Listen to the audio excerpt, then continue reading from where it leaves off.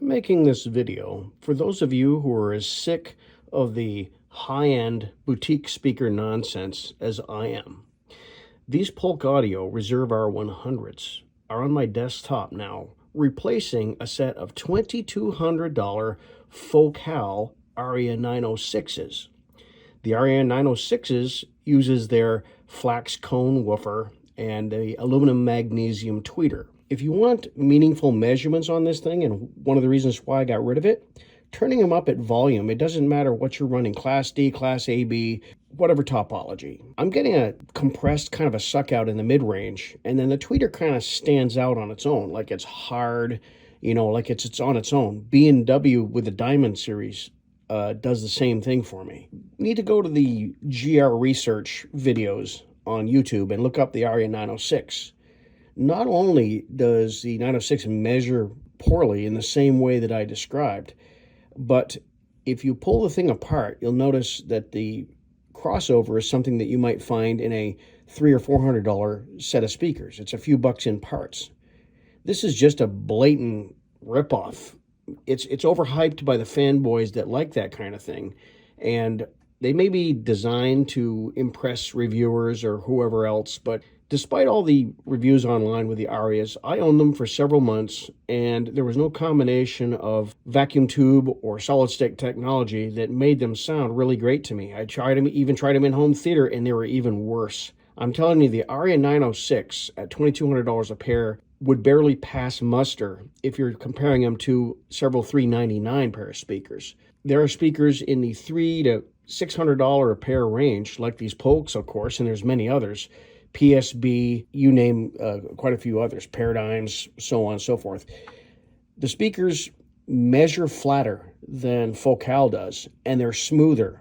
I need to give you this as a word of caution, because a lot of you tend to live and die by measurements. There's a couple of websites, and they're both they know each other, then they're interrelated on YouTube there, that they do measurements first. And they both use measurements in order to really point out any of the flaws that they perceive in lower cost speakers like the Polk or others they say, well, look at this here. There's a dip here. There's a peak there. These things obviously sound this way and they're inferior because. Okay, with one of those websites, it's clear that they don't even listen to the speaker. They just kind of rate it by what they getting with the measurements. And there's another website, they use the measurements this way in one manner for the lower cost stuff, but this knucklehead goes out and buys a set of $5,000 Donadios. They're $8,000 new, he paid $5,000 used. And what do the measurements look like? They look like utter shit. He doesn't apply the same rules and logic to these expensive Donadios as he does to the lower cost speakers. In other words, they don't sound that way. Don't pay attention to all these measurements I've done for 450 videos slamming this other equipment. These don't sound that way. And that right there should tip you off that a lot of this high-end stuff and these shills online are just pure bullshit. It's smoke and mirrors that these guys get compensated to review this stuff. That doesn't mean all of them are dishonest, but these couple of sites that live and die by measurements, I feel that they are. Not to mention, they're fanboys of certain types of speakers and components that measure like crap, but it doesn't matter to them. It's like, oh no, but this is a superior object. And by the way, I've got something to sell you. It just goes hand in hand there. And you really got to take that with a grain of salt. Look at GR Research. Danny Ritchie, when he spells it out for you, it isn't just measurements, it's listening. And then he proves it in a way that he just pulls out the crossover. He comes up with a new crossover and smooths out the response. It's night and day better. It's no question. And I don't doubt that Clips Reference Series and Heritage Series guys watched his videos and said, you know what, we're going to do that. The Reference Premier Model 2s and the Clips Heresy and Forte Model 4 and so on, they all implemented such changes. And now we have speakers that are smoother and better measuring than ever in the past. They don't shout anymore. They don't glare. They're very dynamic, and they don't have that presence suck out in the mid-range or the spikes in the treble. Okay, no matter what, they are smoother, period. Now that brings me to the Polk Audio Reserve R-100. I go way back with Polk to the Vintage series. If you remember, Polk in earnest used to make these speakers and say, I'm going to come up with this speaker that is over 90% as good as the high-end expensive stuff. At the time, I have no doubt he was aimed at like Kef and Harbeth and all these other expensive brands. And what he ended up with is a speaker that anybody could afford, and they're smooth and transparent and musical, and that's really what you want in an all-day listening speaker. The R-100s are far superior to those original efforts. They've got a better crossover, they have better woofers that have that turbine cut to them, which is great engineering. Makes the woofers more rigid and less prone to break up at higher volumes. And the tweeter is absolutely phenomenal. Just the original VIFA ring radiator tweeter was world-class as it was. I mean, it's like Peerless HD and other tweeters that aren't that expensive, but you measure them and they measure well out to 40K. Not a problem. The ring radiator, the way it's driven, not at the vertex or the center point, but around the ring is where the voice coil is. It basically moves any breakup well above audibility. And there is a little bit of beaming above 15 kHz, but so do high-end speakers. The tiniest fraction portion of the audio spectrum. If it doesn't matter for the high-end stuff, it sure doesn't matter for Polk, and you are not going to notice it anyway. The sound field is wide, and it doesn't begin to collapse until you're well off axis. When you listen to these speakers, even the way I have them set up now as near field, and I do have a sub with these, so they're not alone, I'm getting a completely holographic image that is completely independent of the boxes you see. The sound seems to be coming from everywhere around that speaker. There's a lot of depth there, and regardless of the genre I'm listening to, there's layering, there's warmth, there's a naturalness to the cello that Focal and B&W absolutely lack. I've sat 10 feet away from Zool Bailey, who's a world-class cellist. I can tell you right now that neither Focal nor B&W sound anything like that because their mid-range is so dry that it's like the body of the cello doesn't exist, or like it's behind a curtain or something. But the Polk sound much closer to that reality. And what are you getting for these? I got these secondhand from a place called Safe and Sound in Chicopee, Massachusetts. These were open box, but cosmetically and functionally, they're perfect. They're like new. I saved probably $200 off of retail because these were about $449 shipped. They did free shipping, but still, it's $200 off. Consider $250 when it would have cost $50 to ship them as a minimum. But anyway, what I've got here is a set of speakers that makes me question the sanity of spending more money. These things act, for all intents and purposes, within 1 degree or so of what you'd expect from great flat studio monitors like Neumann and Mackie and all these others that are supposed to be ruler flat for your desktop for mixing. These aren't ruler flat.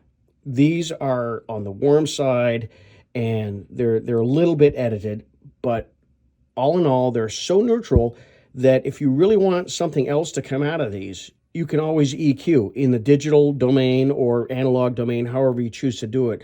But you can bring up more brightness out of the treble. You could do something else with it, with the mid bass or whatever. But I don't. I just added a sub, and the other thing that bothers me about these is when you test these, don't go by the people that test these things with simply some kind of an AVR, your typical off-the-shelf receiver. Receivers have become pretty good in most areas, but they're not as good as separates in any way, shape, or form. When you got one box that's got amp and preamp in it, there's going to be sonic compromises, and there always is. Okay, they're not going to have as much current. A lot of AVRs will fake their rating because they only measure at 1 kHz. So what I'm saying is with separates on these things, especially a nice class AB, you're going to flesh these speakers out and scale them up better. You're going to get more out of these, more dynamic range, more surety at a higher volume. And in my case, I've got an active crossover where I can cut these things off at 80 hertz if I want to the sub, so these things aren't straining with the bass, and neither is the amp. So there's a whole world of possibilities. Remember on these reviews, when someone's got something to say about these, that there's only 400 more variables that they haven't accounted for. Everything from listening space to implementation to use to electronic components on front. There's no way some reviewer is going to go through 20 different flavors of components, DACs, CD players, vinyl, any of that. They're not going through all of that. They are just coming up with one quick generic assessment of these. And the overwhelming majority of the people that review these Reserve Series speakers will say that the R-100s are the ones you're going to want, especially for near field in a small room, because they sound more articulate and more neutral than the R-200s do. I haven't A-B'd them, but in a way I can believe it, because the same principle that these work on applies to my Klipsch RP500 Mark II Monitor 2s. Those Klipsch are pretty neutral for Klipsch. I mean, they are forward a little bit, but they're generally smooth. But because the woofer is smaller than the larger models on the RP500, than the 600 and so on, it's faster. They blend better together and the response is smoother. So instead of getting a set of the 9s where I'm hearing the same chestiness has been reported by other sites, you get the smaller, the 5s or the 6s, and you're going to get a more complete sound. That's the same thing with getting the smaller RP500s versus the 600s. They just have a more integrated sound, and that's absolutely important when you talk about fidelity. I don't ever want another set of speakers that has some exotic tweeter or some oversized woofer trying to mate to a ribbon or a horn or anything. That's just not going to do it, because you got an 8-inch woofer and it has to be rolled off and crossed over at a much lower frequency than if you have a 5.5-inch woofer. That's just simple physics. And that's also why these smaller ones are the thing to get if you're talking about leaning more toward fidelity versus just room filling the extra bass from the 8-inch driver. I'm having a lot of fun with these things. I don't see any logic or reason to spend $2 or $3 grand on a set, because I've heard these other ones. The Focals, obviously, I don't like. I don't like the B&Ws. And there's another one that gets way, way too much hype online, and that's the Buchart M400 Mark II. They kind of compete with the equally bad measuring Dynaudios. And the Buchart, I'm not going to take away too much from it, but let's just say I find them rolled off and polite. They've got a lot of bass for their size, but that's not my cup of tea. There's only so much that you can turn down the treble before it sounds dull and polite and behind a curtain to me. You want to save a bunch of money. You want to really enjoy music and not listen to just gear or listen with your wallet, then give the Polk R-100s a try, and you will be shocked at how much better they are than their price would suggest. I also would recommend that you give a listen to PSB and Paradigm and maybe even some of the SVS. The thing is, again, is that operate within a sensible budget. You listen without ego. You listen without this bias toward these expensive boutique models that are shiny and heavy. And you will see that there is a smaller difference in the quality between the Polk R-100 and $8,000 pair of Dynaudios than anyone is going to admit, especially someone that's paid to do reviews and doesn't want to say anything bad. But frankly, I'm off that train, and I'm thoroughly enjoying these. You should shut these folks out completely that want to try to turn it around any other way. I got to give kudos to, say, Cheap Audio Man and Andrew Robinson. What they said is right in the ballpark of what you should be paying attention to with these. The idea here is to enjoy the music as much as possible, but not try to keep up with anybody and impress anybody but yourself. I'm listening to every genre of music, from techno to metal to pop and country and everything else, and these Polks absolutely shine on everything. I'm talking about giving you that depth that you're after. So enjoy.